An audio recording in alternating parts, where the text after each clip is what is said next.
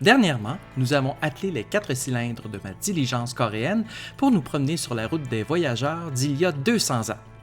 Vers 1830, la Stansted and Montreal Stage vous amenait pour la modique somme de 5 de Stansted à Montréal dans un chariot fermé tiré par 2 ou 4 chevaux, qu'on appelait diligence. Il est 6 heures du matin. En quelques coups de fouet, nous quittons le Brooks Hotel pour prendre la route principale de Stansted Plain. Et oups, on tourne maintenant sur le chemin A4. Rapidement, on se retrouve dans la campagne à monter et descendre des côtes. Monter des côtes, descendre des côtes. Vous comprenez le principe. Le premier point de repère est Router. Au sommet d'une colline, il y a un cimetière et une ferme et surtout une vue extraordinaire. À noter, les cimetières sont des points de repère par excellence. Ça bouge pas beaucoup. Si la montée était quelque chose pour les chevaux, la descente est aussi pire. Alors, on change les chevaux à Router. Les routes de la région ont la réputation d'être mauvaises. Elles sont faites en partie de cordures-roi. Un chemin en cordures-roi, c'est un chemin fait de bio de bois sur lequel on a mis de la terre et des roches pour la rendre plus carrossable. Ça donne une route qui ressemble justement au tissu.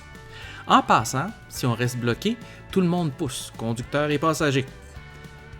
Ça fait déjà un bout que la diligence nous brasse le bas canadien et nous arrivons à Griffin. Après avoir passé le cimetière, on s'arrête à l'hôtel pour manger, se reposer et surtout changer les chevaux. L'hôtel est encore là de nos jours. Elle a été rénovée, mais elle conserve son aspect original. All aboard! En passant par Apple Grove, nous passons sur le pont Narrow. C'est pas le pont couvert puisqu'il sera construit en 1880. C'est vraisemblablement un ponton puisque la rivière est plus un ruisseau à cette époque. Nous faisons un croche par Fitch Bay, histoire de changer les chevaux et de se reposer. C'est la dernière étape avant de se rendre à Cops Ferry pour traverser le lac. Rendu à Cops Ferry, qu'on appellera un jour Georgeville, on change les chevaux et on peut faire un beau dodo. La traversée du lac Memphremagog se fait sur une barge. Mais à partir de 1829, on utilise un traversier hippomobile, le Oh Boy. Ce sont les chevaux qui font tourner les roues à aubes du bateau. On débarque de l'autre côté à Potton Landing. En fait, on l'appelle maintenant Knowlton Landing. Le quai et le relais de diligence existent encore aujourd'hui. La prochaine étape nous mène à South Bolton. Le village n'existe plus, mais le cimetière est encore là. Pour vous situer, c'est là où il y a la fusée. On prend une pause, on mange, on change les chevaux pour poursuivre notre périple en passant par la Bolton Pass, direction Knowlton.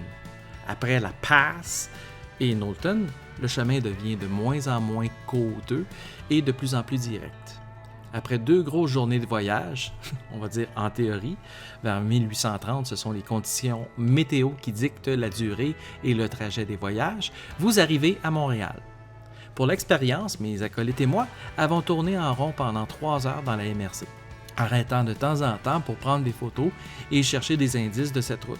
Étonnamment, nous avons trouvé, en regardant bien, des bâtiments qui ont les caractéristiques de ces fermes-hôtels, de grandes maisons sur 2 étages avec des dépendances qui faisaient office d'écurie.